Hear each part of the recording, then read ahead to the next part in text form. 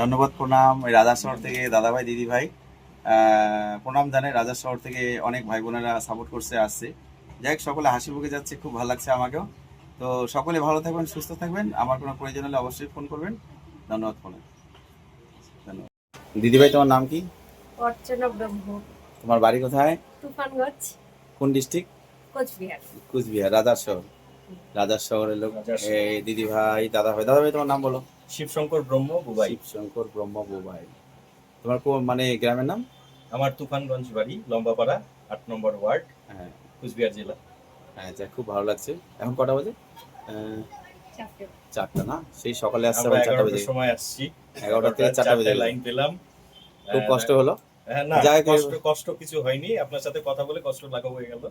হ্যাঁ, খুব ভালো লাগলো। ওষুধ নিলাম, ওনার পরামর্শ মতো চলবো। উনি বললেন যে নেক্সট আর আসতে হবে না, এমনটাই ওষুধ দিলেন আর কি।